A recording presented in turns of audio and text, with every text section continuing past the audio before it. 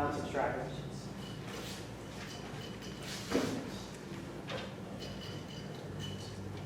All right, it is 7:31, and I call the meeting back in session. You're going to stand for the Pledge of Allegiance, please. I pledge allegiance to the flag of the United States, to the republic which stands one nation, under God, indivisible, with liberty and justice for all. We'll turn it over to Mr. Forte and Mr. Anatoska for our presentation for our wrestling. Good evening. So, as you guys know, we take a lot of pride in our sports and athletics and our student athletes at Valley View. And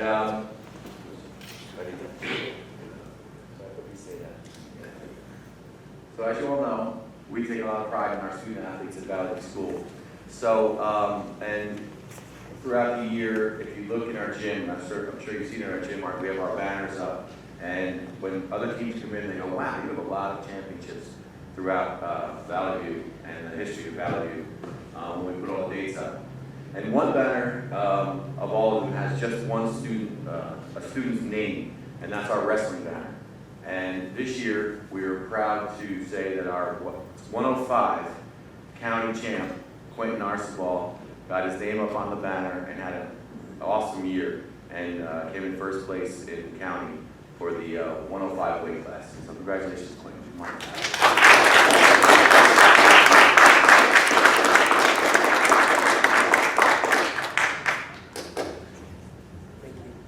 So let me just say a little bit about Quentin for a minute. So this is one of the kids I've known since about 4 years old. Been coaching him since what, 5? He's been 5, right? I've been coaching him in football and wrestling. He means a lot to me and to my family too.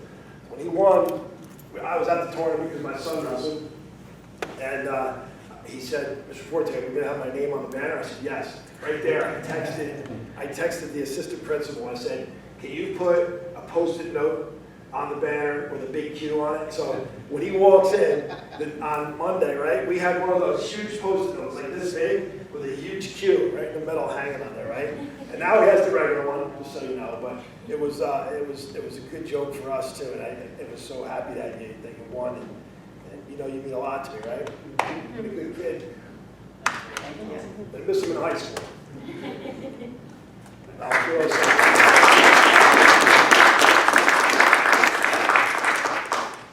We're being a superintendent and also wrestling coach, right? But it was fun. A lot of good years. Nate and my son grew up together, so. All right, thanks. Congratulations. Thanks, Very guys. much. Have a good night. Thank you, guys. You're welcome to stay.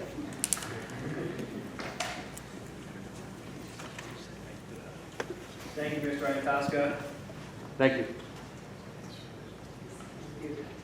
And we have one more special presentation tonight. I want to welcome Amy Jablonski from the Chesterfield Board of Education down in South Jersey. Thank you for making the trip up and talking to us about Fair Funding Action Committee.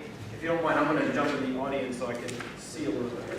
Yeah, go right ahead. Do I need to use the microphone? Is that necessary? Yeah. Oh, I do, okay, all right. I feel like I'm in concert here a little bit, but I'll make it work. I'm glad you guys are moving, because I was thinking to myself, it feels weird to not have my back facing the packed audience, but then at the same time, it feels rude to have my back facing you and facing the screen. So I'm glad that you guys decided to move. So thank you so much for asking me to come out here. I'm a board member myself in Chesterfield Township, which is in Burlington County. Chesterfield has the unfortunate distinction of being the lowest funded school district in the state. And over the last 10 years, what we've done is work to mobilize our community to try to get our kids the funding that they deserve. And one of the ways that we do that is through an organization that I'm a part of, which is the Fair Funding Action Committee.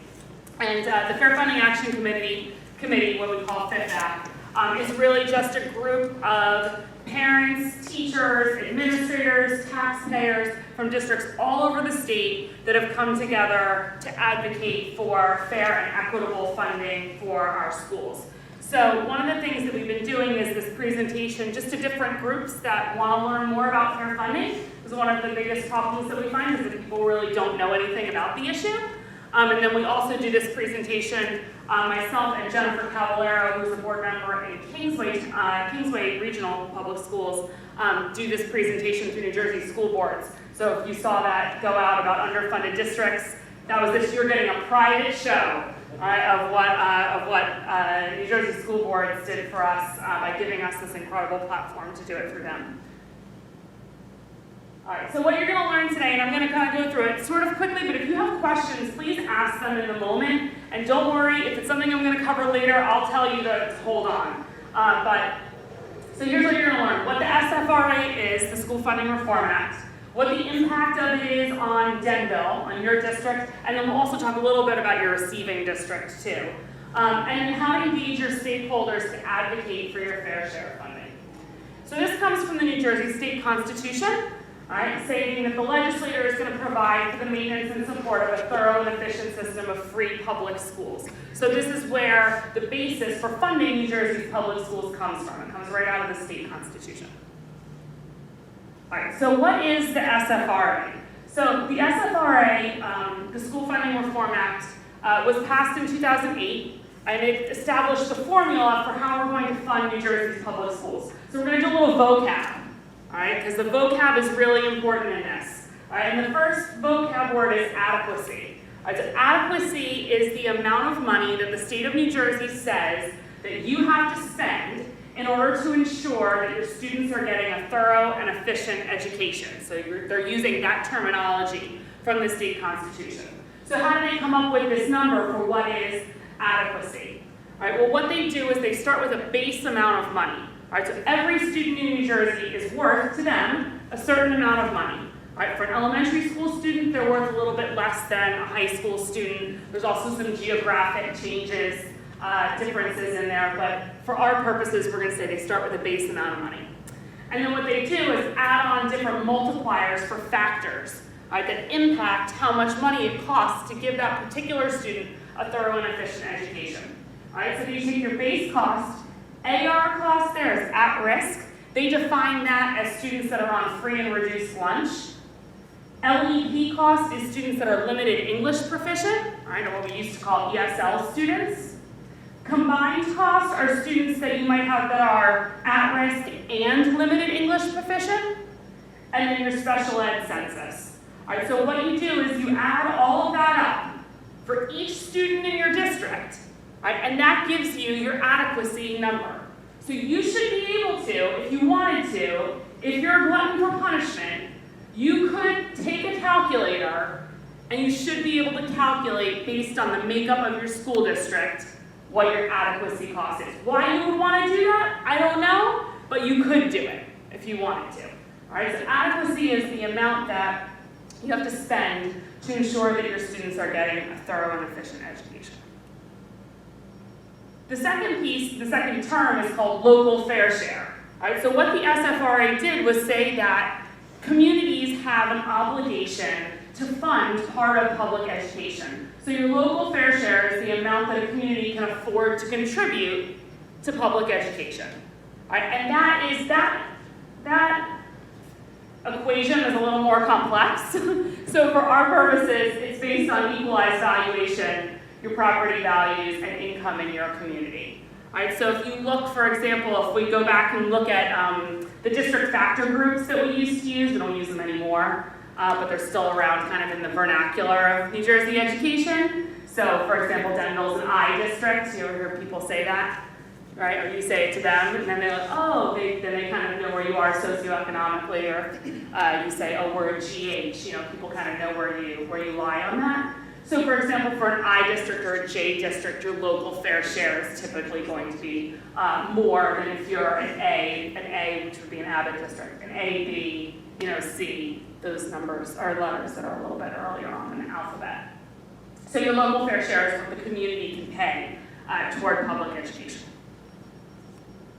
So how do you figure out your aid? Well, this is the simplest math problem of all. All right, you take your adequacy number, and you subtract your local fair share, and that's your equalization aid. All right, so that's how much money you should be getting from the state in that aid category. All right, so let's look at what's going on in Denville.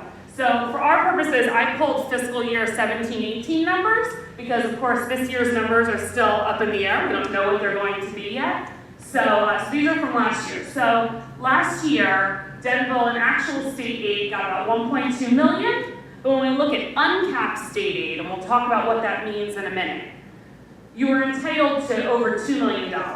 So your state aid percentage is 62%. All right, when we break that down by student, that means that per student in Denville Public Schools, you're underfunded by about $460 per student.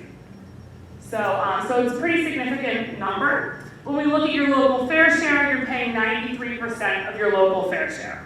All right, so you're a little bit under what the state says that you could be paying. All right. Now, I should state that with local fair share, it's not necessarily a bad thing if your local fair share is higher. That's a community decision. So the state says this is what you can afford to pay. There are some communities that say we choose to spend more. Like we want to spend more money on education. And there are some communities that say we prefer to spend less. I mean, everyone prefers to spend less, right? Everyone would rather have lower taxes. But we, of course, want to find a balance, and we don't want that to be at the expense of children's education. So your local fair share is 93%. And then when we look at adequacy, your adequacy ratio is how far above adequacy you are, meaning are you spending the amount that the state says that you have to spend in order to ensure that your students are receiving a thorough and efficient education? And the answer to that here is yes, you are spending that amount. If we wanted to kind of compare that, just so that you know, as I pulled these numbers this morning, if we looked at Morris Hills, right, which is where you're sending your students, so they're funded at 92%, so they're also underfunded. They're underfunded by about $250 per student, but their local fair share is far higher, so their local fair share is 136%. So that means that that students in Denville are kind of getting hit twice, right? They're underfunded in Denville, but then they're underfunded in your receiving district. And they're a little bit undertaxed here, but they're way overtaxed by your receiving district. So that's sort of a similar situation than what Chesterfield's in. We're a K-6 district, and we're underfunded and overtaxed, and we're underfunded and overtaxed by our receiving school as well. So districts like ours, Kingsway is the same way. Our taxpayers and our kids get hit twice with underfunding and overtaxing. So yeah, Can I ask a quick question? So can you go back to that last slide? This So one? when you say equalization aid, Mhm. that's not state aid. That's a separate term, right? So for our purposes, it is. Okay. Yeah, there's different categories of aid that you receive from the state, and the state bounces money in between different categories, but the gist is, this is equalization aid is what it should add up to. Okay. No matter what bucket they put the money in, like for example, this year, when Governor Murphy put out the numbers, I think everyone got increased transportation aid. It's like, okay, great, it's in that bucket. It doesn't really matter. Okay. Yeah, So- that's a good question. So with that, go with the next slide, sorry. Mm-hmm. Sorry to bounce around. No, it's all right. So I'm trying to figure out how, from a mathematical standpoint, we're underfunded by our local fair share, we're underfunded by the state, but we're spending more. Like, where's the extra money coming from that we're spending that 130% of adequacy? It's coming from your tax levy. But we're not at 100% of local fair share. It's because of the 2% cap. Okay. Yeah. So every district is going to be a little bit different in terms of their local fair share. So because of how that gets calculated. Does that kind of answer your question a little bit? Like, did you expect it to be more? Well, yeah, I expected if you're 130% adequacy, Yeah. either state aid or local fair share have to be over 100%. Not At some point, it's column A, which is state aid, plus local fair share equals adequacy. We're over adequacy, but we're under in the other two. I would have to look at your numbers more. I mean, really dig into them to find them. But it's not uncommon, and you're pretty close to being at 100%. Yeah, and I think So- like this year's are even closer, right? Steve, we're quite. Yeah, they probably are. So we're They 90. likely are. Yeah. So I bet you it might have to do with the fact of how they calculate fair share may change every year. Yep. And we just reevaluated, and the value, so that may actually have an effect on that. Yeah. But if you look back 4 years, I bet you we were over 100% fair share. So when they adjust that, That may, so we have. It's entirely possible. I can go back to and look. I have the data for past years. I can go back and look. I just try to give everyone the most recent data Yeah. when we do this presentation. So I can go back and see what it was no big deal. for a couple of years ago and try to get like an explanation for you Got it. on that. Okay, thanks. Yeah, no problem. All right, so when we look at percentages of uncapped state aid in fiscal year 18, so these are some of the districts that we work with really closely in the Fair Funding Action Committee. Chesterfield, mine being right in the middle, the unfortunate losers in the situation, funded at 19% of our uncapped state aid. Kingsway at 48%, West Orange 34%, Newton 60%, and South Orange at 54%. And then it's not surprising when you see those numbers, and then you look at taxes paid relative to local fair share, right? What you see is that districts that are typically underfunded also then have to make up that difference somewhere, and they make up that difference in their tax levy. So in Chesterfield, our local fair share, we're paying 131% of our local fair share. So when we look at what's going on in New Jersey, right, about 65% of districts in New Jersey are underfunded, and approximately 27% of districts in New Jersey are underfunded and overtaxed. So why is that? So let's look at the situation and what's causing this issue. All right, the first is something that's called adjustment aid. So this is something that if you've been reading the news, you've probably heard a lot about this in the news. It's been out there almost every day, something coming out about this issue of adjustment aid. So $640 million in excess aid is going to approximately 200 districts in the state. And that money is going to kids that aren't sitting in seats in those districts. It's just extra money that they get.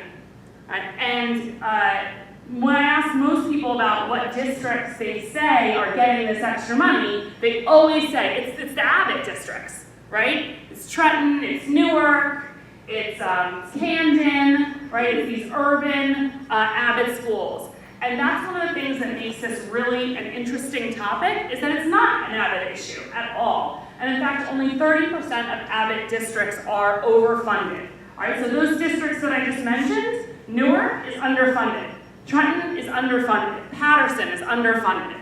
All right, so this is not an urban-suburban issue, it's not a rich-poor issue. It really cuts across all demographics. It's not a North Jersey, South Jersey issue. There are overfunded and underfunded districts in all legislative districts in the state. So this is absolutely not an issue of rich and poor. But if you look at the percentages of aid that some of these districts are getting, 170% of what they're owed, that's Jersey City, 146%, 142%. There are districts that are getting 200, 300, 400% of what they're owed under the SFRA, right? While other districts like Denville and like Chesterfield are getting less than what they are entitled to educate our students and ensure that they're getting a thorough and efficient education. I mean, when I look just at Legislative District 25, which is where Denville is, so Mine Hill is funded at 130%, Roxbury 185%, Randolph 170%, Washington Township 260%. They're overfunded by over $2,400 per student there. And when we look socioeconomically, they're pretty darn similar to Denville. They're both I districts. So what makes a kid in Washington Township worth $2,600 when we add in the deficit in Denville, right? $2,600 more in state aid than a student that's sitting in the chair in Denville, right? And the answer to that is really nothing. There is nothing that makes one student worth more than another. So why is this? Why do some districts get more aid than others? And the reason for that is when the SFRA was passed in 2008, the legislature looked at these legislative districts, and what they found was that some districts that had gotten huge amounts of aid were going to get less aid under the SFRA. And there's really three numbers that are important in the state legislature: 21, 41, and 1. 21 is the number of votes that you need in the Senate, 41 is the number of votes you need in the Assembly, and the 1 is the governor in order to pass any law. And so what they found was that they weren't going to be able to pass the SFRA because legislators weren't going to vote to reduce aid to districts that were within their legislative district. And so what they did was they built in a category of aid called adjustment aid, where they held those districts harmless. And the idea was that over time, that aid was supposed to be reduced. It was supposed to give them time to adjust to getting the amount of aid that they were supposed to get under the SFRA. But that never happened. So 10 years later, those districts are still getting the same amount of aid that they got in the first year of the SFRA. Even though some of those districts, first off, they were never entitled to it, but then some of those districts have had enrollment decreases. So they're getting over-aided, but their enrollment has gone down significantly since 2008. So that didn't happen. So it's a big problem, this issue of adjustment aid. The second thing that's causing underfunding and overtaxing is that there's a growth cap that's built into the SFRA. So it limits how much aid a district can increase in one school year. And the problem with this is that it's based on a percentage of current aid, not your enrollment. So if you're over adequacy, the amount of aid that you can increase in one school year is limited to 10% of your prior year's aid. Right? And if you're under adequacy, it's limited to 20%. So it's called a growth cap or an enrollment cap, but it's not actually tied at all with enrollment. So in Chesterfield, for example, our enrollment has gone up 75% in the 10 years since the SFRA was enacted, and we still get funded for the students that we had in 2008, and then of those students, we're only getting 19% of what we're owed. So the enrollment cap is a big issue. And the second problem with that is, well, no one caps enrollment in schools. Nobody says you're allowed to send students away. Like, no, I'm sorry, we don't get funding for you, see you later. Right? No one caps our enrollment, so why would they cap the aid that we get for those students? So when we look at aid, and this is where I talked about that uncapped and capped aid number as being really important. In Fair Funding Action Committee, we always talk about uncapped aid, because uncapped aid reflects the students that are actually sitting in the seats in your school district. All right, so if we look at some of these districts, and these are the numbers that I gave you all, you can see that there are huge differences between capped aid and uncapped aid. So, and I'll speak to Chesterfield. Our capped aid amount is $862,000. But when you actually count the students that are sitting in seats and their makeup, it's $4.1 million. So we'll talk about how the governor did his calculations on aid and what he's calling fully funding schools versus what we call fully funding schools in Fifth Act, because they're two very different numbers. All right, and then the third thing is a lack of overall funding. All right, so with the exception of 2008, the formula has never been fully funded. Even in 2008, it was fully funded under capped aid, not under uncapped aid, so that's important. And today, the formula is underfunded by somewhere between $1.9 and $2.1 billion. So in overall underfunding. So when you hear politicians say, we're going to fully fund the formula, you have to look at that or hear that with a critical ear, because it's not just about the total amount of money that's going into education, it's about how the slices of that pie are being doled out. Because some districts are getting smaller slices when they have more kids, and some districts are getting huge slices for less kids. So it's important that those slices are cut in a way that's equitable. Not equal, but equitable.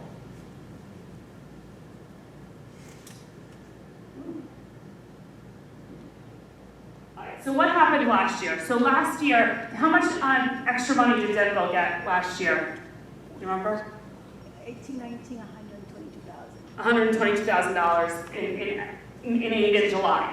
All right, so that was because last year the legislature, and this was led by the Senate president, added $100 million into school aid, and then also started the process of reallocating adjustment aid from overfunded districts to underfunded districts. And so most districts that were underfunded got some extra aid in July. They redistributed the new aid based on funding deficit, so that meant that the districts that were the most underfunded got the greatest relative increases in aid. So in Chesterfield, we originally had gotten $419,000 in aid last year. Our aid doubled because we're the lowest funded in the state, which brought us up to, you know, $800,000 and change. So we're still underfunded by $3.2 million, but you know, but we'll take what we can get and we're going to turn it down. And we worked hard for that extra $400,000 in aid. So what happened this year then? Why am I still standing here on a Monday night doing presentations for you guys? Why are we working with the Senate President still? Why hasn't there been a solution to this? All right, so the build up to March 2008. So we were following then candidate Murphy on the campaign trail, listening to what he was saying as he was going through the campaign, and he kept saying the same language over and over and over again. He kept saying, we're going to fully fund New Jersey schools, we're going to run the SFRA as written in statute and blessed by the New Jersey Supreme Court. Sounds great, right? But the problem is that as it's written in statute, it includes the growth cap, and it includes the hold harmless aid, right? So, and it doesn't acknowledge uncapped aid. So everyone else was like, I remember sitting at like one of his rallies with my daughter, and everyone's like, woo! And I'm like, no, you know, like, no, that's not what I wanted to hear from him. I did not want to hear run the SFRA as written in statute. And what we hoped he would do was continue what the legislature had done. So they had already started this path of reallocation. There was talk about legislation being passed. We were, you know, cautiously optimistic at the budget address. But then what actually happened was that he sort of ran the SFRA as written in statute and blessed by the Supreme Court. So he added an additional $284 million in aid into the formula. But then when he did that, he gave 94% of districts an increase in aid. So math nerds, if 65% of districts are underfunded, and he gave 94% of districts an increase, then that means that who else got increases? The overfunded districts, right? Districts that already were overfunded got even more money. And that was like a slap in the face to the underfunded districts, to give these districts that were already overfunded by 100, 200, 300% additional aid when we're cutting programs was really hard to take. So what he did was he ran the SFRA with the growth caps, and he planned a 4-year phase-in of capped aid. So when you look at your aid numbers, they probably went up here. How much did they go up? What percentage? Well, the 18-19 was 122, and last year was 36,000. But I mean the percentage. Was it 5%? About 4 point. Yep, exactly. So it went up by about 4%, right? So he's saying that after 4 years, you're gonna get that 5%-ish increase for 4 years, and that's gonna be your capped aid amount that's fully funded. Right, so that's what he said when he ran those numbers. We looked at how they came to those numbers. So for Chesterfield, for us to get to, first of all, our capped aid number under that is roughly like $950,000. So for us to get to our uncapped aid number, that 4.1 million, would take us 36 years under his calculations. And that's without adjustments for inflation, and that's without enrollment increases. So for us, that was unacceptable, to get that aid number. And then what he's been doing now is pushing it off on the legislature. So saying, I look forward to working with the legislature on this. I'm waiting for them to give me some legislation. So we decided in Chesterfield that enough was enough. I mean, we were over it. We have nothing left to cut in our budget. We only have people. We have a social studies curriculum that is so outdated that my friend's daughter was flipping through the textbook, and there's a picture of a guy in there leading a parade in Newark. And she said, her daughter said to her, Mommy, is that the man that we met with the governor? And my friend said, no, this is Cory Booker in your book. and he's leading a parade in Newark when he was the mayor, right? Which we know how long it's been since he's been the mayor of Newark. And no, you didn't meet him. You met his brother, who's the ed policy, senior ed policy for Governor Murphy. So our social studies curriculum has not been updated in a long time, and there's no money for even those little things, right? So in our budget, so we decided that we were going to do something about it. So we started to inform our community, and that's sort of the big reason why I'm here. And I have to give you the spiel about how we got to this point, otherwise it doesn't really make sense. But really what this is about how to mobilize your community toward action on an issue. All right, so we got informed, and we started informing our community and engaging people with what they could do to help. So you guys all have a copy of this, so you can look at and go to these sites. So the Fair Funding Action Committee, we're on Twitter.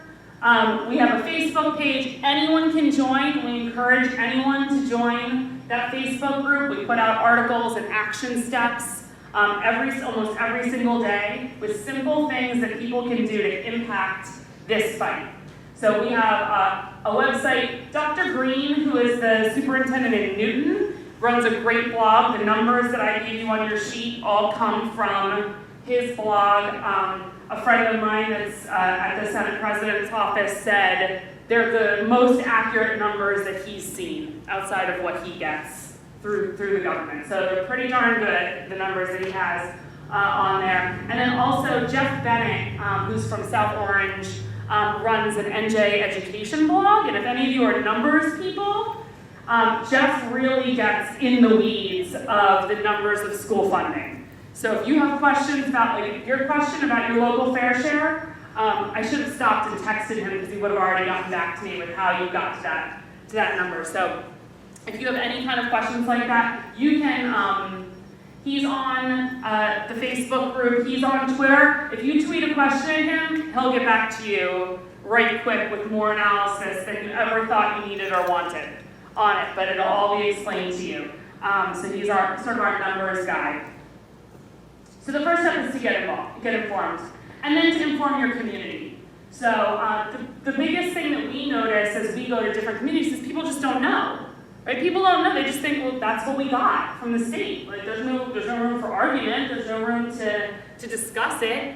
And we had to do a lot of informing people, like, no, we are underfunded. Your kids do deserve more. These are the things that we don't have because we're underfunded.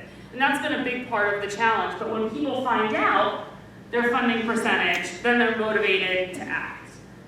So it's about informing people, working with your town council to have them be a part of this because they reach a different subset of the community than the Board of Education does. But of course, this is a tax issue too, so even people that don't have kids in the public schools are impacted by school aid. Using your budget hearing and town halls to inform people about what's going on with your school funding and to discuss this issue with the press wherever you can, set up ways to communicate. We use Remind, we use our Honeywell system through the schools to communicate with people, action steps, so that we're all working in concert with one another, and then also with our partners through Fair Funding Action Committee. So it's not just one little community, because that's one of the problems if you're a community like Chesterfield or like Denville, right? We're little, it's hard for us to make a splash, but part of this is about working together with the other members of that 65% of New Jersey public schools that are underfunded, so that we're making a big impact. So what are the first steps? So the first step is to make communication, start to communicate with your legislators. I gave everyone a copy of who your legislators are. They're in here somewhere. There they are. All right, with who your legislators are. I know before I started doing this, I did not know who my legislators are. Now they definitely know who I am, and I don't know if that's a good thing. I think it is. So we definitely know each other now because of this, but to start to reach out to them about this issue. One of my friends, Jen Cavallero, who's in Kingsway, she's in Senate President Sweeney's office. So Senate President Sweeney's legislative district. So you would think of all the districts in New Jersey, they probably get the most phone calls in a day. She said when they started this, she asked one of the staffers, like, how many phone calls do you get a day on like a variety of issues. And they were like, I don't know, like 12 a day. And so when they start to get 50 phone calls a day, that makes a big impact for them. So we tend to think of them as, answering the phone all day. Not so. So making contact with your legislators can have a big impact in a really short period of time. When you communicate with your stakeholders about what to say, don't be afraid to tell people what to say. One of the things that we found was that people would tell us, I want to call, but I feel like I don't know enough, and I feel like I'm going to sound like an idiot, and I don't want to look like a knucklehead in front of a state senator, and so I would just rather not call at all. So our answer to that was we gave people scripts. And now it's become, ingrained. Everyone in Chesterfield knows exactly what to say. But in the beginning, people didn't. So we told them what to say. And that made people feel comfortable about making that the initial phone calls. Give people clear things to say to their legislators. Stay on message, right? So sometimes people will talk to us about charters and the impact on charters, or they'll talk to us about technical schools and how that impacts school funding. And it absolutely does, right? But it's not the core of what's going on with this school funding issue. So we try to encourage people to stay on message. Right? And you want people to feel like this is doable, right? So you don't want to overwhelm people with 20 different things to say. If you give them 20 legislators to call, they might call 2, right? So instead, give people 2, right? And then you'll get those phone calls from them. So you want to make it easy for people to make those phone calls. Right? And above all else, the number one thing that I would tell people to do, and this is what I would tell your community to do, is to speak from the heart. Someone told me very early on in this, they said, legislators don't want to analyze. They know what your numbers are. They want to empathize. Tell them your story. Tell them about how this impacts your kids or your community, or a family member that's on a fixed income whose taxes keep going up and they can't afford to stay in their house. Tell them those stories. That's what moves them. So you want people to speak from the heart. So then, what do we say, right? So when I call, I can probably go through my phone call with you, because I make the same phone call every single day to the governor's office. So you're going to tell them we're dissatisfied with his initial aid numbers. Right? We're not happy with the way that he reallocated that $284 million in additional school aid. That we want him to work with the legislature this budget cycle. That's an important piece. This budget cycle now, right? To reallocate adjustment aid and remove growth caps. And we want him to distribute any new money based on funding deficit. So it's a pretty simple message that you're going to give people. And you just want them to hammer that home so that when they're making phone calls to whether it's your state legislators or whether it's the governor's office, that they're logging the same things every single time someone calls from Denville. They're hearing the same message from all of the different constituents. So 2 weeks ago, Senate President Sweeney, I don't know if you saw this in the news, he introduced legislation. It's Senate Bill S2. FIFAC is advocating on behalf of this legislation. It solves a lot of the problems for underfunded districts. So the gist of S2, what it does if it passes is it will eliminate the growth cap. So the state will be forced to acknowledge that $1.9 to $2.1 billion in underfunding. It allows for a 7-year phase out of adjustment aid, and the way that adjustment aid is phased out is it starts with a 5% decrease in adjustment aid this year. I think the next year it goes to 7%, it rises as it goes. And the purpose for that is to be responsible in how it's phased out. It would not be fair to overfunded districts to take all of that aid away from them in 1 year. Right? We want this to be a responsible phase out, because the truth of it is, this is not the fault of Board of Eds in overfunded districts, teachers, administrators, and certainly not students and taxpayers. So we want to be responsible in how that's phased out. So it allows for a 7-year phase out of adjustment aid. It allows former Abbott districts to go above the 2% cap, right, to make up the difference in their aid if they're an overfunded Abbott district. And what it says is that new money that's dedicated to education must be allocated by funding deficit. So the districts that are the most underfunded would get the greatest increases. Amy, Yes? quick question. So I know earlier you talked about the fact that overfunded districts, it's not an Abbott issue, right? It It's is 200. not an Abbott issue. So why, out of curiosity, it doesn't affect us, Mhm. why is it only Abbott districts that are allowed to go above the 2% cap?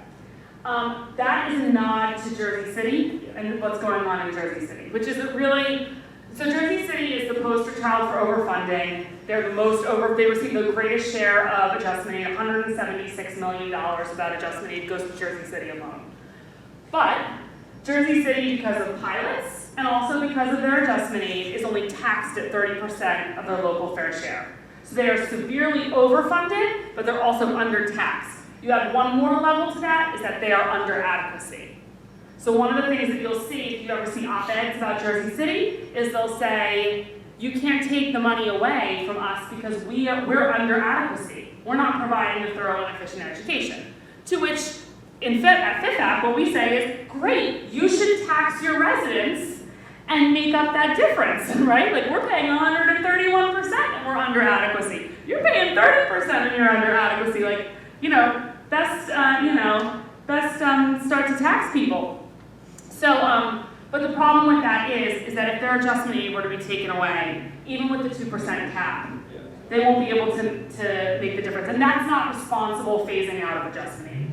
And like I said before, it's not the fault of the kids in Jersey City that this is all messed up.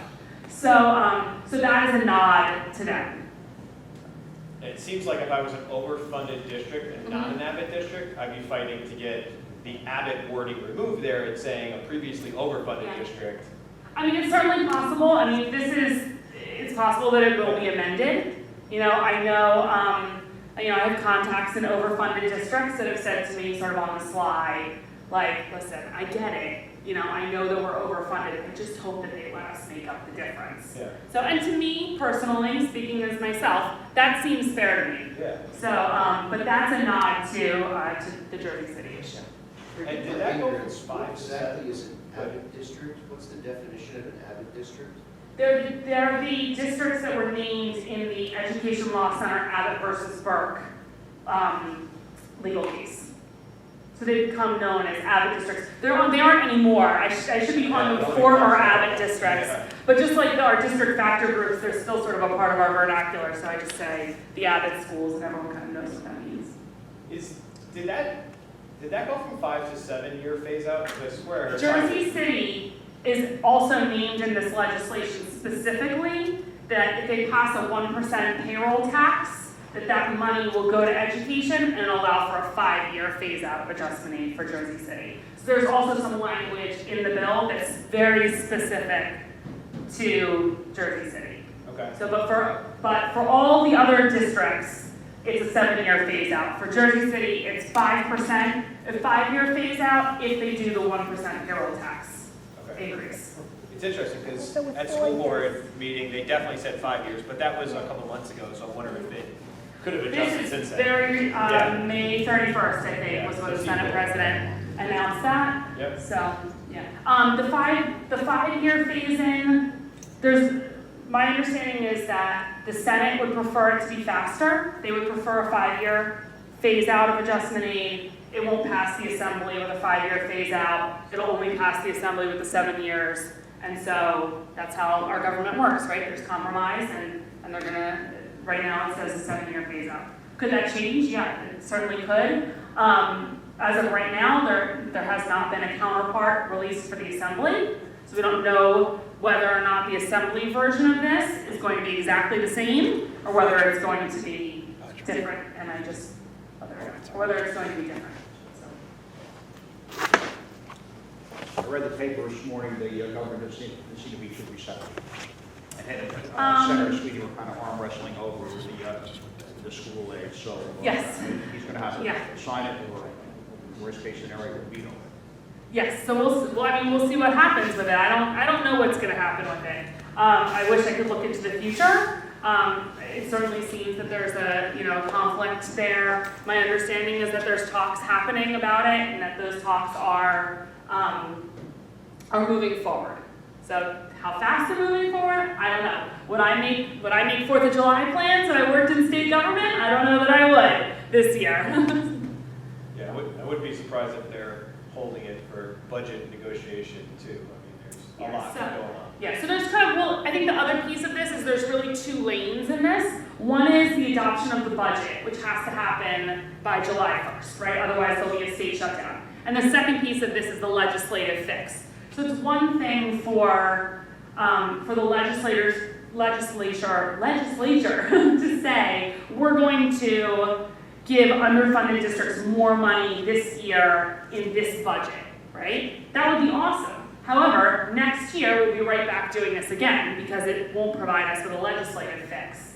And then the second lane of that is providing that legislative fix, which is what S2 does. So they're really 2 connected but different issues. So these are your legislators. I did try to do a little bit of digging to find out, where they were on this. I didn't get very far. What I did find out is what I was told about your legislators is that they have not come out one way or another on the Senate President's legislation, which honestly I think is a positive thing, right? It's better that they haven't said anything than that they said no. But the other thing that I've gotten about them is that they're pragmatic people, right? So they're the kind of legislators that are really responsive, that if you start making phone calls, they're going to respond to those phone calls from their constituents. So I think in all, that's probably a positive thing because it gives you the opportunity to be impactful. And I think it's also really important to recognize that our legislators are all in different places on school aid. And I'll use my legislators as a great example. So, and by the way, I should say, I'm doing an awful lot of bashing of the governor in this presentation. This is really a nonpartisan issue. So Senator Sweeney has been a great advocate for us. The governor has been an advocate for us. My legislators are all Republicans. So, and last year, in March, I had a conversation with my state senator about this, where he said to me, I do not advocate the removal of adjustment aid. I will never want to reallocate adjustment aid. You need to stop calling me. And then after he hung up on me, he called the superintendent and told the superintendent, you need to send something out to your people and tell them to stop calling my office. And our superintendent said, absolutely not. I'm not going to tell them to stop calling your office. That's why you're here. We're your boss. 2 weeks later, I got a phone call from him saying that he was putting something out in support of reallocating adjustment aid, and he's co-sponsoring S2 legislation because of the phone calls that he got from our community. So it is impactful. And now he's one of our biggest advocates, and I remind him whenever I talk to him that he hung up on me that day. So the phone calls do matter, and they are impactful. So that's their contact information. So I find it's always easier. Give people, don't tell them to call your senator. You got to give them the information, so it's right there for them. This is the number to call. This is the email to send. Emails are great. Phone calls are better. Because phone calls stop their day. So when they can't get things done, they start to move a little faster on changing their positions. So email's all right, but phone calls better. So people often want to know what to say, what are they missing? Because one of the things we found out from our community was they were like, well, I don't know what my kids are missing. It looks okay, the homework folder comes back, and the work looks normal, it looks like what I'm used to, right? So what are we missing? So we give them a list. These are things that other districts have that we don't have because of our school funding.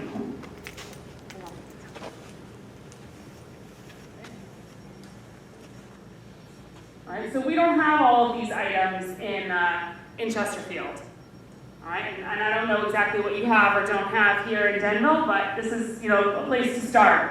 Right, we use box tops to pay for textbooks and to pay for STEM carts in our district. Like, my daughter knows that when we buy cereal, she's only allowed to have cereal that has a box top, and then it can't be sugar cereal, and so she hates me, right, because of it.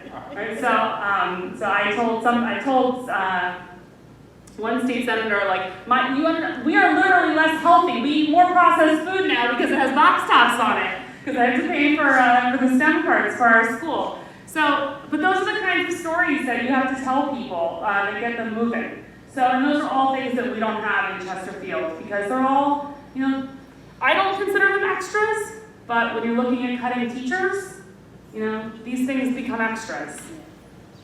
So, and I should also say that the thing that really galvanized our community was that last year we were looking at, in a one school K-6 district, at losing library. So, and I would argue that in a one school K-6 district, you know, library is like the core of what you do. How do you not infuse a love of reading in elementary school students? And we were going to lose that because of funding. And that's what really pushed people into getting involved.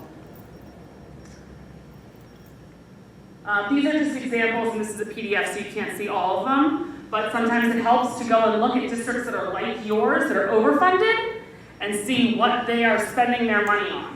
So one of the districts that's in our, it's not Bass River, but it's a different one that's in our legislative district, sent, I think it was 21 teachers to Orlando, Florida for a week for PD, right? We can't even afford a substitute teacher for PD, right?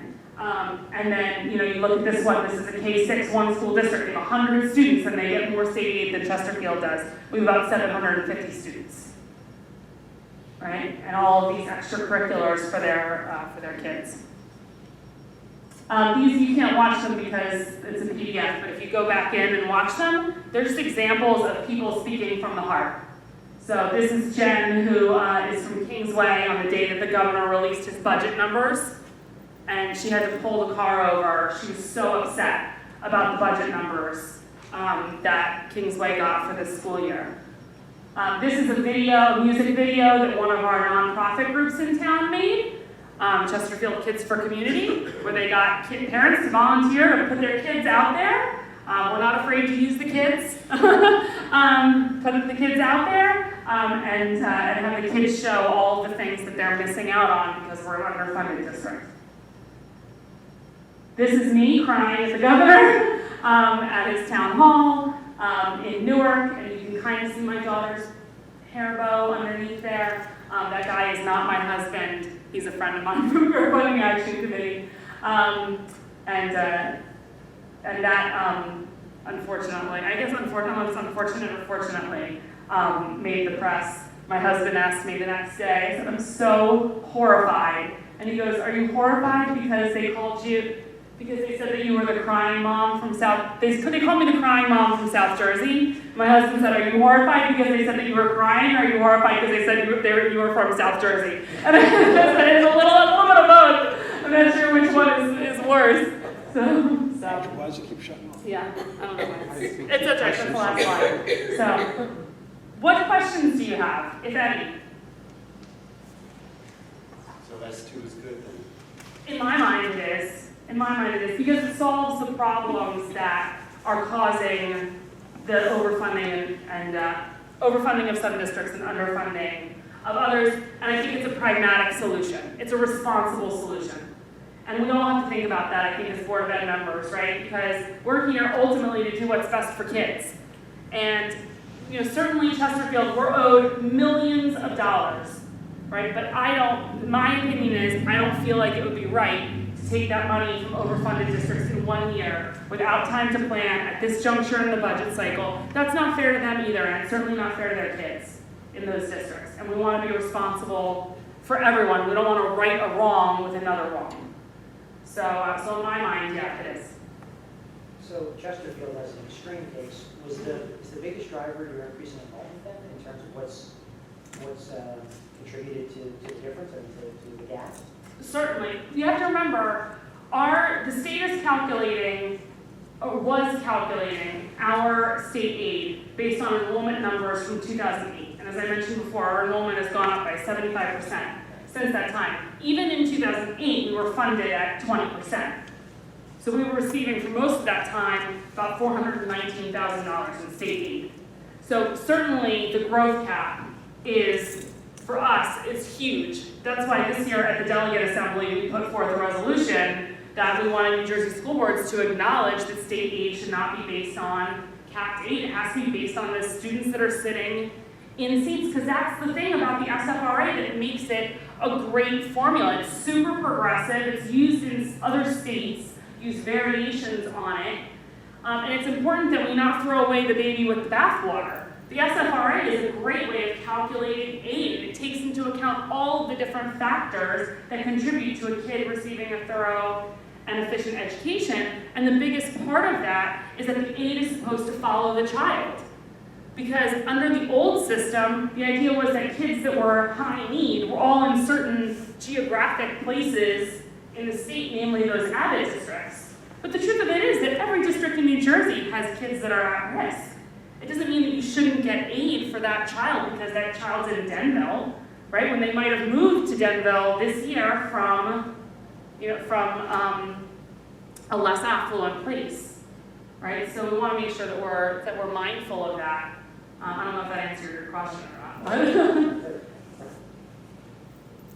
questions? I just comment a footnote about you talk on the phone with the offices of our 3 representatives up there.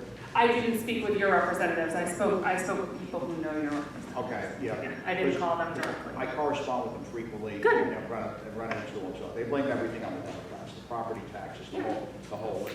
So, And I think that's why. And I'll be following up with them, sending some emails. And they usually get back to me on this, and I hope they, from what I read in the paper today and saw up there, it seems like we're heading towards a solution. And I think it's important that it's a nonpartisan solution too. Well, And that's something that we try to really hammer to people is like, this is a nonpartisan issue. Senator Sweeney's I'll use Chesterfield. Senator Sweeney is one co-sponsor of that legislation. He's a Democrat, right? Senator Thompson, who's my representative, is a Republican. They're on the same team on this. Well, I hope they all feel it's a nonpartisan issue. So, Trying to, avoid somebody else getting credit for something that's been I don't know. percolated. No, I Yeah. hope they all get behind it, because I think that I've been complaining about it for the 12 years that I've been here, about the lack of aid and the tax burden on the community. So, Yeah, from what I see and what I've seen, especially this budget year,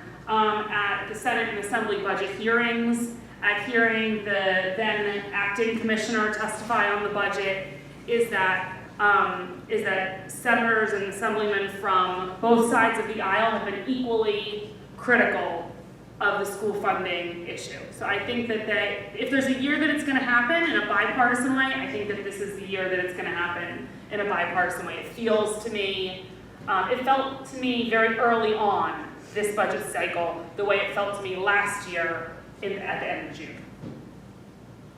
Do you think there's a chance that some of this is going to be corrected for this year, meaning like some districts will get additional aid? Yes. So I do.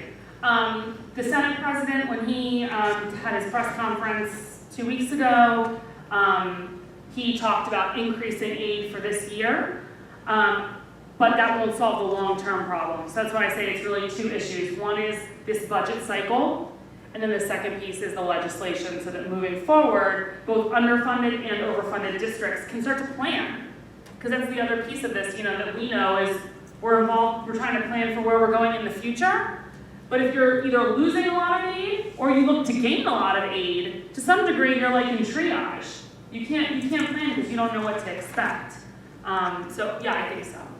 Can you give us a timeline a little bit for the S2 bill? So I wish I had one. No, but It's been 10 years.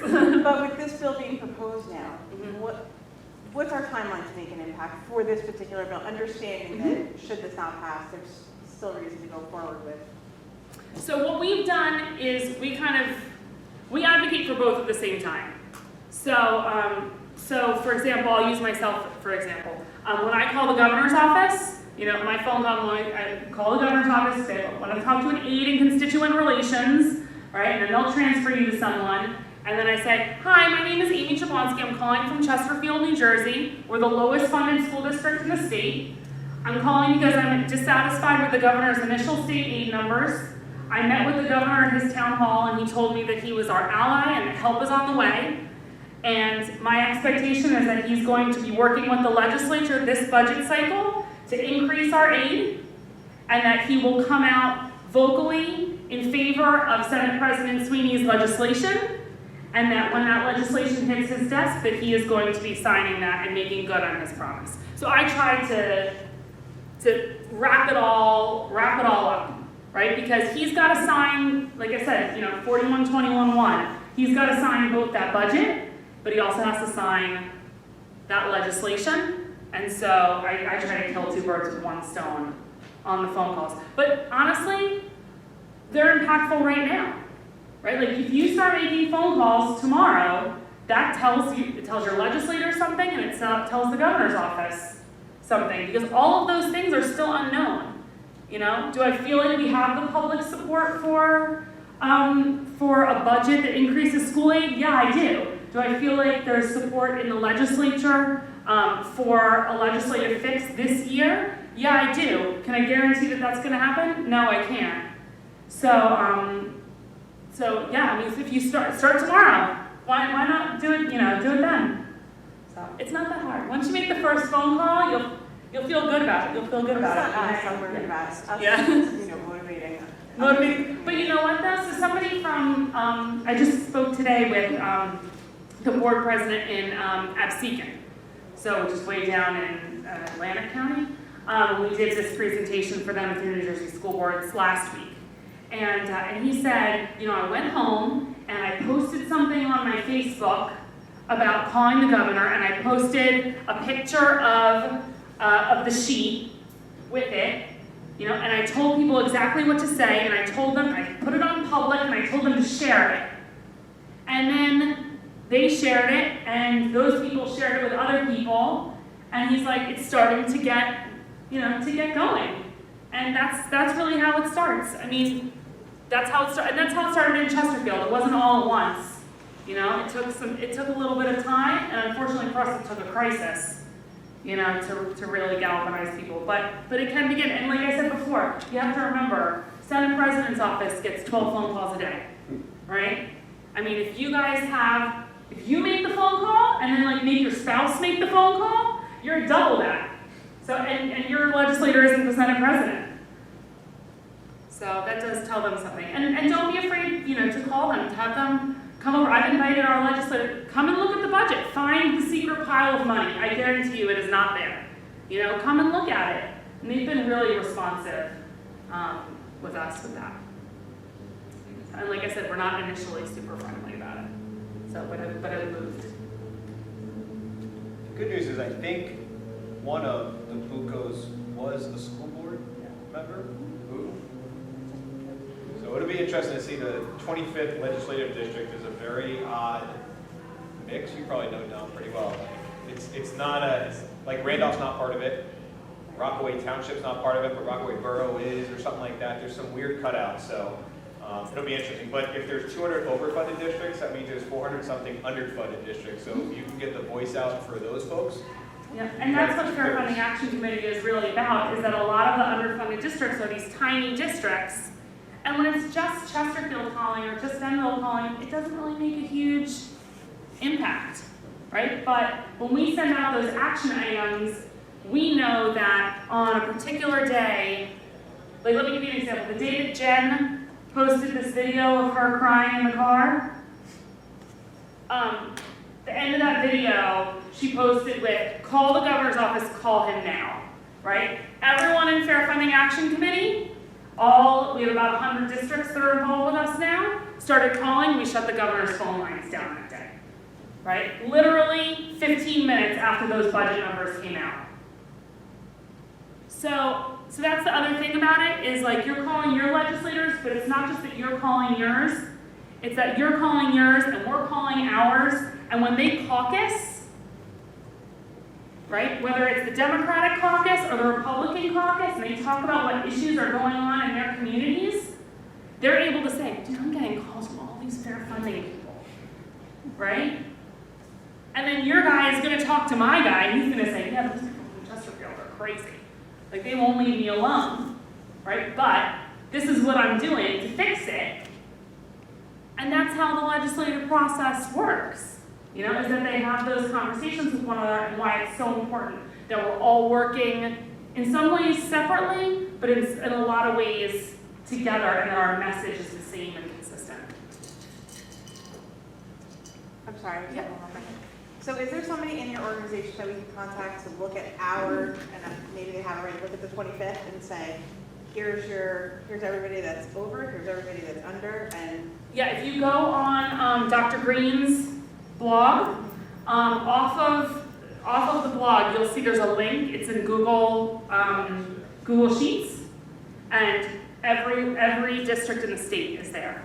And more information than just that. I mean, I just gave you a snapshot, but like their exact numbers, their legislative district, their district factor group. I mean, that's where I got the information to give to you guys. And like I said before, it's about as accurate as you're going to get unless you have an office in Trenton. It's a lot of data. It's a lot of data. I mean, you put Yeah. multiple stuff together. Yeah, and if you have specific questions, like if you have specific questions about, you know, your situation, I'm not a numbers person. I taught social studies, right? So how a bill became a law, that I could do. But running the numbers, that's not my area of expertise. But if you have a specific question, I'm happy to give it to Jeff, and I'm sure he'll be able to get you an answer in a hot minute about how your local fair share is 93%. Nice job. Thank you. Thanks for having me. I appreciate it. If you guys have any questions, we can certainly open up for public comment if you guys have any questions. Sorry, I had to listen to my whole presentation.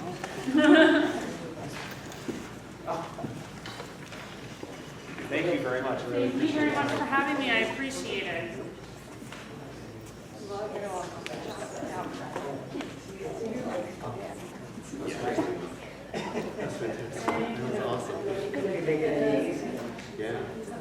I'm gonna leave you actually. We're trying. Gotta get it done. It's gotta be this. We'll leave you guys at the door. We'll walk down the line like it's a receiving line, like we're at a wedding. It's like Oprah, you get a card, you get a card. Everyone gets one, all the cool kids. There you go. There we go. thank you very much for the presentation. Thanks for hearing me out. Thanks, guys. Have a good night. Have a good meeting. Have a safe drive. And hopefully we'll be celebrating with some increased funding before July 1st this year. Thank you very much, Annie. I appreciate you making the trip up. Thank you. All right, we're going to move on our agenda to superintendent comments.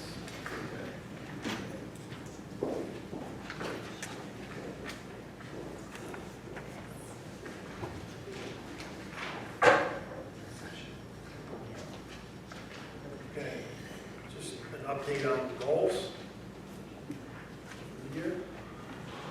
So our district goals, the two that I'm going to speak about today were about our green sustainability. And we will expect to be eligible for the district bronze certification in 18-19, not this year. We will continue the practice and try to move on to it for the year for 18-19. We also have awarded all our contracts for the way to eliminate all our rentals, temporary structures. We moved into our office today. And so we're no longer paying rent as of June 30th. To my medical updates, we have, the first one was a quantitative goal that was revolved around walkthroughs and looked for increases in student independence as measured by our walkthrough evaluations. And our data, our increase from the fall to the spring was a 19.1% increase in independence as measured by our walkthroughs. The other one was a qualitative miracle, which dealt with creating an award system for acknowledging staff, community, and student achievement. As you recall, on May 21st, we did award our first 3 awards. That will be an annual thing to our community member of the year, staff member of the year, and student of the year, all sponsored by local entities like PTAs, Foundation. Right next thing was, just a reminder that our office move didn't go well. We're getting settled. It's a little trying, obviously, when we keep doing, we're trying to unload boxes and still at the same time conduct business. But everybody's been great. The staff overall has been amazing and really accommodating of good work to try to get this done. The move was basically Damaris's baby, so she did a nice job organizing it and orchestrating it, and it was a fairly big ordeal to move the special services department into Riverview and then our department into our new space, which is small and tight and doesn't have a lot of room for extra stuff. But the growing pains I'm sure we'll get by. That's my report for today. Thank you, Mr. Forte. Do we plan on doing a ribbon cutting or something? Yeah, The mayor loves a little bit of fall. Yeah. Once it gets, because now it's going to kind of quiet. Yeah, the summer is So great. maybe in the fall. Yeah. He's got a big pair of I scissors. have big scissors. They don't actually- Really cut. They don't actually work, though. Mine do. Mine actually cut. There you go. I'll have to make sure that Dr. Collins brings her. That's right. Well, mine's the one we used at Valley View and Riverview, the district ones, because they do. Nice. Thank you, Mr. Forte. Dr. Collins, Assistant Superintendent. Okay, so just again, continuing with our update on goals, my 2 district goals are also tied to the there, and we had an opportunity to see some of the, what are the district goals. We were trying to increase our technology-based, STEM and technology-based enrichment courses, and we saw the students come. So we already shared some information about that. Continue to grow those programs. And the second goal is to utilize responsive classroom meetings to enhance the social emotional skills and health of students. So our whole initiative this year, we did the social emotional realm. We offered 4 parent opportunities to come hear different renowned speakers, have group discussions about the topic. We attacked the issue through our parent groups, our PTAs, our CPAC, a lot of different avenues, and I think we impacted a lot of different parent groups and got the conversation started. We also did start the morning meetings in the elementary school, which families were invited to visit in their open houses this spring.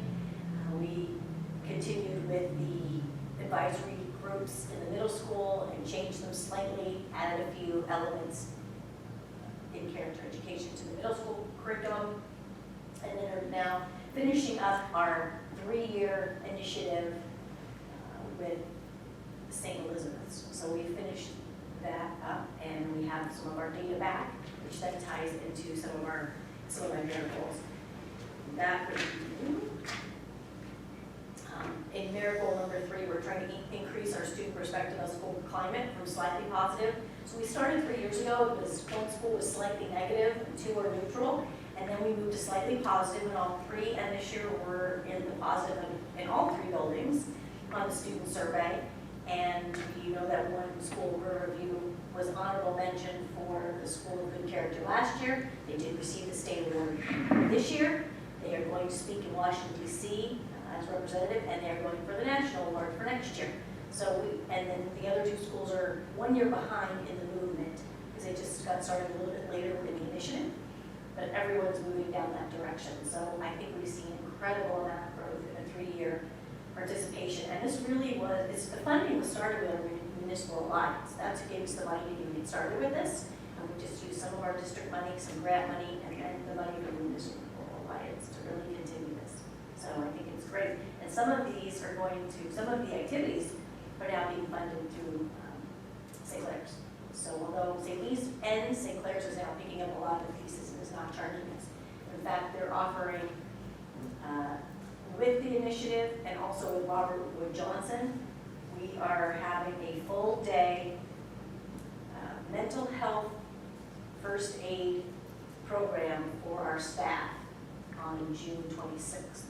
So our staff are getting 8 hours of instruction, or 7 hours instruction, and it's a certification that lasts 3 years. So it's an opportunity for them to learn how to guide students to the right resources. They don't diagnose, but help them to guide to the right resources. So a lot of fantastic things have come out in the social emotional. Okay, the other miracles. Miracle 1 was to establish the environment of self-reflection through collegial visits and video self-evaluation. and we're looking for 25% of our staff members to participate. So my numbers on the videotaping, which was probably the harder part of it versus the collegial visits, we had 128 staff members initially trained on the philosophy and self-reflection modules that our coaches wrote, and I shared with our committee. 45 staff signed up for the pilot, which was 35%. 24 have already attended additional training on the swivel cameras, that's 19%, and 32 as of now have completed, which is 25% of our staff completed the modules, but they have one more week to finish. So I think that number will go up. So that was great news, and I think this will be, I know this will continue next year, and I think it's a great, the feedback has been fantastic when I've read their responses. Merit goal number 2 was in students in grades 3 through 6 will increase the ability to solve math word problems accurately, and it would be measured by our pre and post exams. 90% of the students will reach grade level proficiency or close the gap. So right now I have the data for 3rd, 4th, and 5th grade and 6th grade by the end of this week. And 97% of 3rd grade have met the goal, 96% of 4th grade, and 98% of 5th grade. But I do have all the numbers broken out that I'm going to share with you. Ironically, there were 170 students eligible in 3rd, 4th, and 5th between the 2 combined schools. It was really crazy that it came out exactly 170 each based on absences or kids moving in and out and not having a complete data profile. We had 170 each. And of those, I know you'd like to hear the actual numbers. So 146 3rd graders made grade level proficiency. 18 were able to close the gap, meaning they started a pretty low score, some was like 8%, and we were able to bring it up to at least 50%, but it was significant. We had students that started at 8% that were in 70%. They didn't quite make the 80s. That is an incredible amount of growth in 1 year. And then 6 students did not meet the target. In 4th grade, 170 students total. 123 made grade level proficiency, 40 closed the gap, 7 did not meet target. In 5th grade, 170 scores, 140 made proficiency, 26 closed the gap, and 4 did not meet target. So now I'll give this all to you with the 6th grade data so you can look at it. But that's great news. So our math program was new this year, and we had significant growth in that as well. And the last one was increasing, number 5 was increasing understanding of educational experience by hosting parent open houses, and I have a whole list to share with you, and I'm just going to email out before our next meeting. So in this report, we'll have all the lists, all the open houses and activities we had in kindergarten through 5th grade. So that concludes my very long assistant superintendent's report. Thanks. I think that was your longest. I know it is my longest, but a lot to Great say. information. Oh, it was really A great. lot of data Appreciate coming it. in. You know, one of the things that you mentioned, Dr. Cullis, and it reminded me is I feel like we hear a lot that St. Clair is a really good partner of ours. Would it make sense, Steve, to bring them to a meeting and thank them? I don't want to pull them unless they have to, but do something to acknowledge them. I don't know if it's something, I don't know what, but just something to think about. I mean, they seem like they partner with us on quite a few different things lately. They're local. I think it'd be wonderful. We did invite them to a workshop. We hosted a workshop at the network at Riverview, and it seemed pretty successful. Had a bunch of people walking around talking to them. We'd like to throw it out to the next time. Yeah. Definitely would like. Okay. Thanks. Matter of fact, they reached out to them to see if there was a way for them to host our convocation. We still have that on the site. Yeah. We will be at County College of Mars on Wednesday, August 29th. Yeah, of course, yeah. Dr. Cullis, can I just ask you a quick question? Dr. Cullis? Yes. I'm sorry, just a quick question about your work. Yeah. The full day of mental health and first aid, did you say that was a certification? It is. And what certification? It is it's in mental health first aid for educators. Well, it could be for parents too. Parents can participate. We've limited our grouping because it's during our staff institute, to just staff. But it is really to understand all of the resources and the correct verbiage to use to guide students to the right resources. Great, thank you. All right, business administrator comments. Maris, anything? Well, Steve touched on my comments. But I just want to say, I want to thank everybody in my office and all of this. It was a team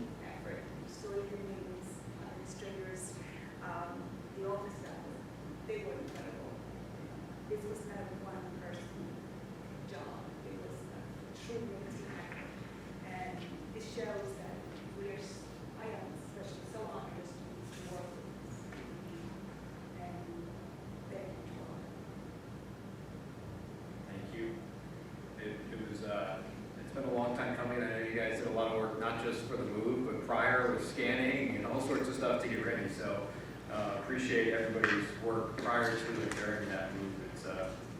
It's the right thing for the district long term, I think, financially. So it's a good thing. All right, it is 8:51, and I will open up the public comments to anything you bring to the district. Anything? I would like to wait a second. I always say when I open it at 8:51 and close it at 8:51, but I will, seeing none, I will close the public comment section at 8:51, and we'll move on to our agenda. We're usually done by 8:51, not the agenda by 8:51. Your record is. It's going to come really fast. It's going to be a long meeting. Right, Entire agenda, or? yeah. Mr. Kim, can you walk us through old business, please? No action be taken. Sure. The following resolutions have been recommended by the superintendent of schools to the Board of Education for approval. I think you said we're not taking any action. Yeah. It is. Next meeting will be next. Yeah. Okay, so pursuant to NJC 6:20-2.13, we certify that as of June 2018, after review of the Secretary's monthly financial report appropriation section, and upon consultation with the appropriate district officials, to the best of our knowledge, no major account or fund has been over-expended in violation of NJC 6:20-2.13, subsection B, and that sufficient funds are available to meet the district's financial obligations for the remainder of the fiscal year.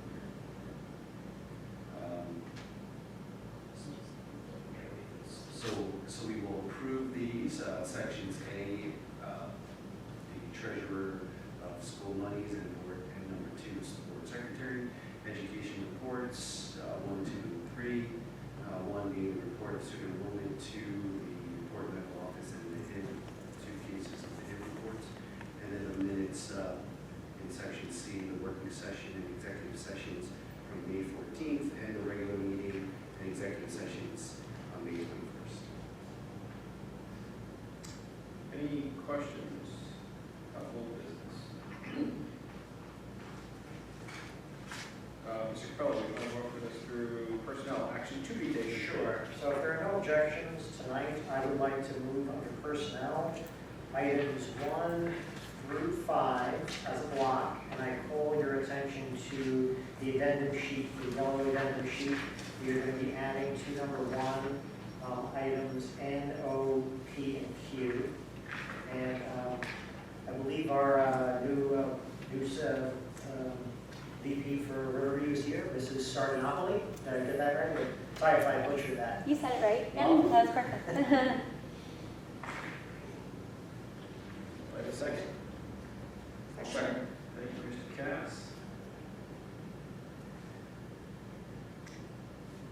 Any questions? Yeah, I just had, and maybe I missed this, you know, we might have thought about previously, the stage crew director, we've revised the stipend, or was the 2489 something that was different, that's being rescinded? It was a typo on the original motion approved in May. Oh, okay. In the last year's columns that are current. Okay, thank you.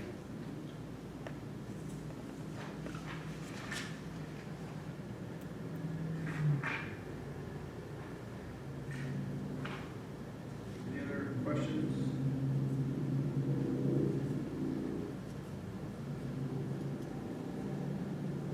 I too want to welcome our new vice principal, well, soon to be as soon as we vote on this, but also wanted to wish well to Jerry Marinelli. I know I sat on B&G and transportation last year.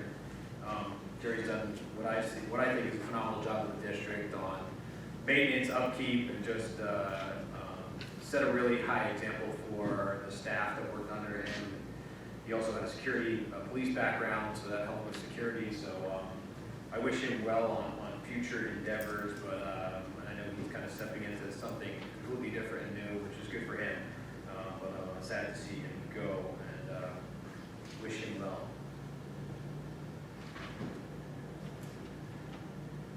Any other questions, comments? Did we vote no on Jerry's things, and he has to stay.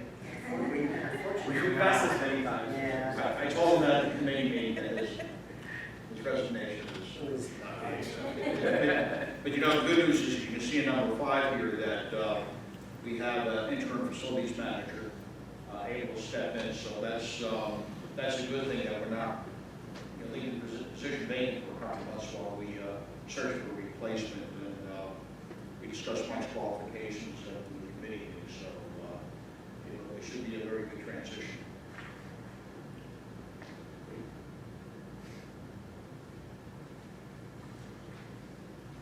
Any more questions, comments? Seeing none, roll call, please. Mr. Capello? Yes. Mr. Lord? Yes. Mr. Cass? Yes? Mrs. Wagner? Yes. Mr. Kim? Yes. Mr. Anderson? Yes. All right, Mr. Capello, would you mind if walking us through personnel no action be taken? Right, absolutely. Me or someone like me at the next meeting, under personnel, we'll be moving items 1 through 3. These are new hires, retirements, extra pay, cashing in vacation days, as happens this time of year, volunteer enrichment program students approval. We're also approving the staff list for the extracurricular positions for 18-19 and a leave of absence for 18-19 school year. This will all be stuff that will be approved in the next meeting.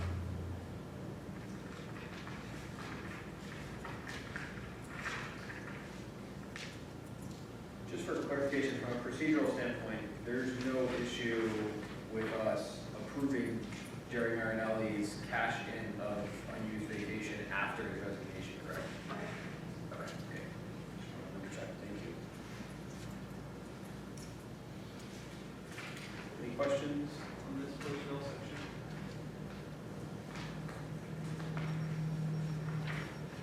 Okay. Mr. Lure, would you mind walking us through construction and program, no action be taken? Certainly. Next week, it is next week. Next week, we will be approving a list of field trip requests, assuming there are any new field trip requests at this late date in the school year. And there will be a short list of workshops with expenses, and we will be approving a presentation for STEM presentation with students at a group view on October 17th of the next school year. That's this coming October. Any questions?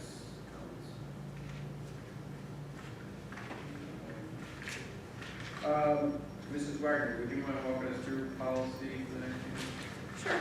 So at our next meeting, we will be bringing a number of policies up for second reading, about half a page worth, as noted on your agenda, and then another half a page worth or more for first reading.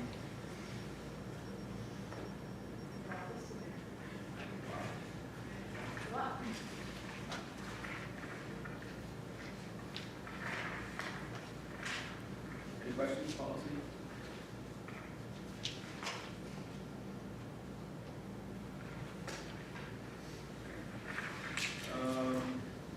Mrs. Deloitte is not here. Mr. Cass, would you mind walking us through finance for the next meeting?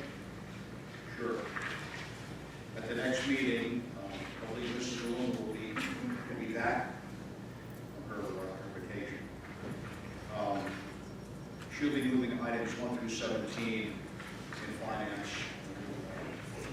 Evening 3 level, I all 17 of them to you tonight. But I will point out that on the item here regarding the Primo Land area to be awarded the proposal to provide for the students, I'll be voting no on that. Because I've said many times before, but that should be a parent decision as to what type of milk their kids should drink. And you can see the selection here, it's not very tasty. 1% high chocolate fat-free, 1% white milk, and half pint fat-free milk.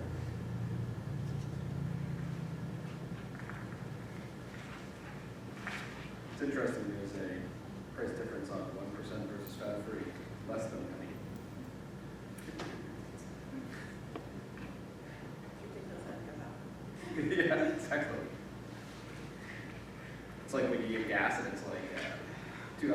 cents and 9 cents. Any questions on finance?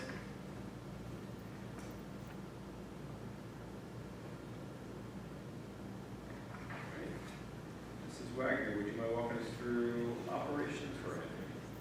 Sure, so for our next meeting, we will be approving, under transportation, the school bus emergency evacuation drill reports for all three schools. And we will be also approving A and B under buildings and grounds, landscape services, as well as the BA getting rid of non-functional and unsafe distribution.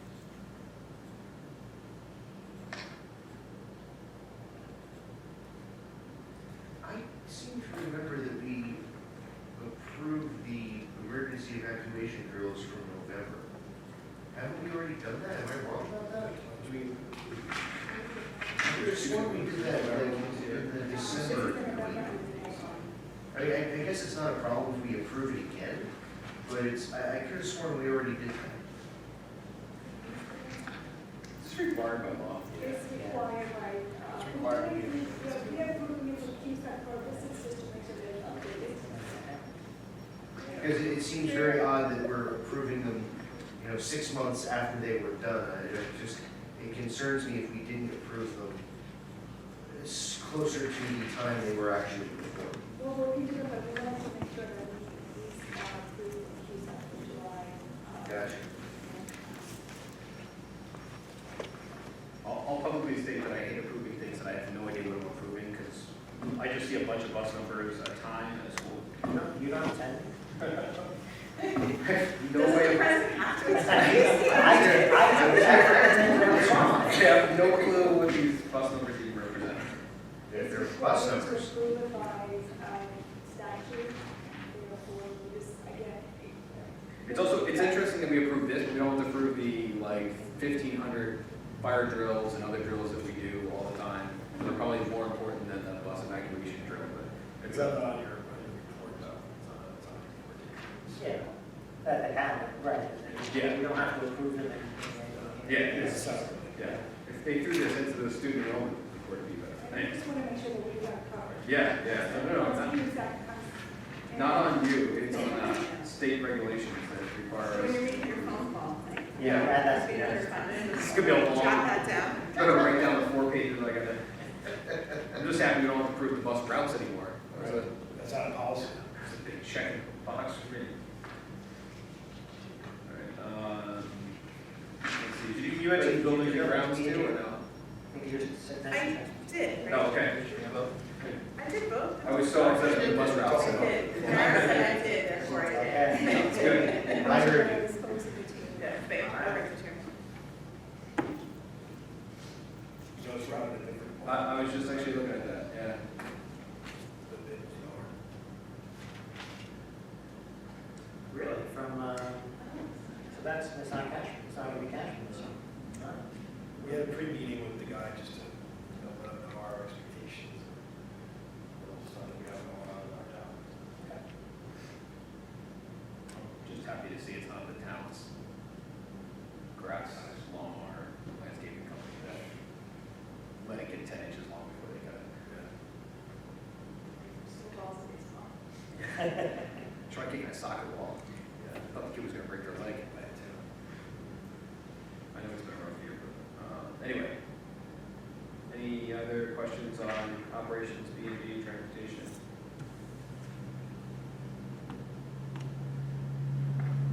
Seeing none, we'll go on to good of the cause.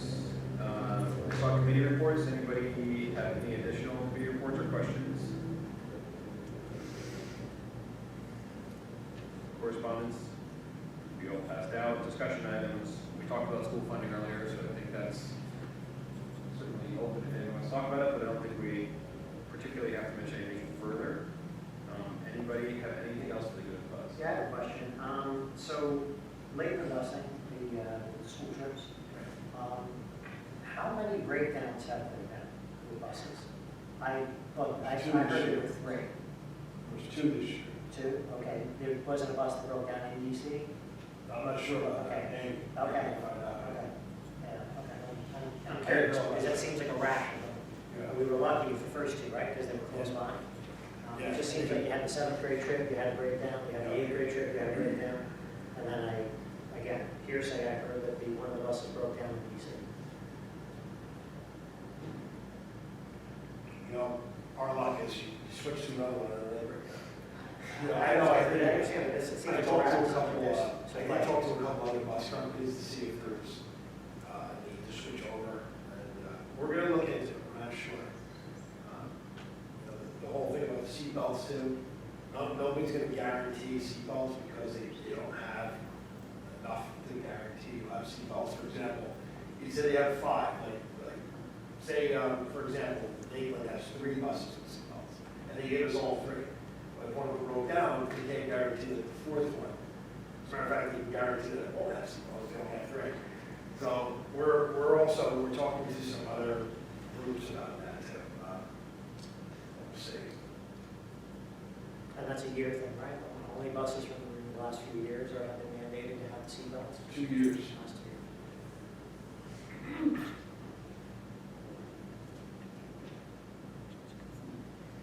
I was fortunate enough to attend a couple of events at Riverview recently. The 4th, 5th grade band choir concert on the 31st was a very entertaining and remarkably well performed evening, and the kindergarten play on the 5th was also highly amusing. I'd like to congratulate the teachers, particularly Mrs. Freeze. She didn't perform. She was helping the kids perform in both of those events. It was very, they sang very well. I can add to that, I saw Mrs. Freeze, she organized the 3rd grade reporter concert, which was the best one I've ever seen. It's really good. I have also heard good things about the recorder concert, and most of them were prefaced by phrases like, "I never expected to say this, but it was really good." So apparently, she did some remarkable stuff with the 3rd graders this year. And was also fortunate enough to be able to volunteer at the fun fair by sticking my face in a piece of plywood and having people throw splinters at me on this past Saturday. I believe, Mr. Capelli, you were there for that as well. Yes, and I have pictures of that that will be getting shared. Sharing video. Wet splinters, was there a cleanup? Yeah, I was also at the fun fair, and my daughter was able to participate in the dance that, the maypole dance, thank you, that Dave's wonderful wife volunteered to coordinate. I can't speak to it, so forgive me, but yeah, it was a wonderful event, and Kim did a wonderful job, so, yeah. Thank you on her behalf. One other thing, I was at, Valley View had the last green fair at the farmer's market this weekend. Great turnout.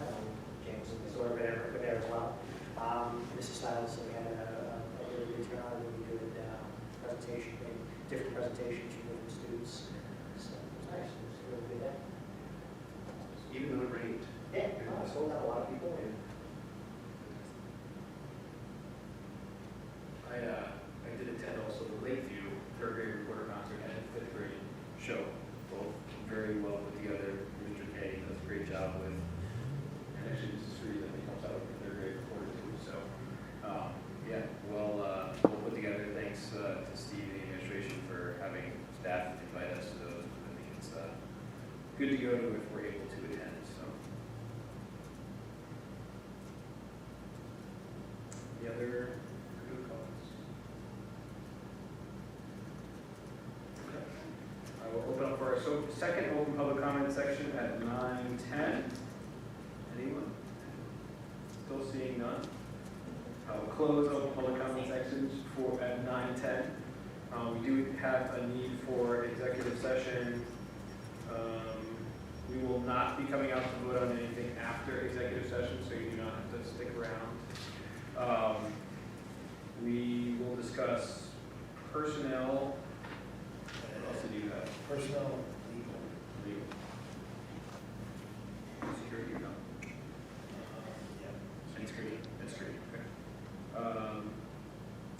Mrs. Wagner, would you mind putting us into executive?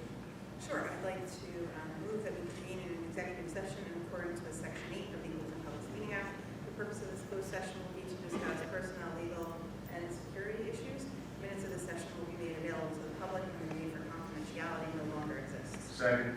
Thank you, Mr. Lure. All in favor? Aye. Any nays? Thank you very much. Any abstentions? Welcome Thank aboard. you. Welcome. Seeing no nays, no abstentions, we are in executive session at 9:12 p.m. Thanks for coming.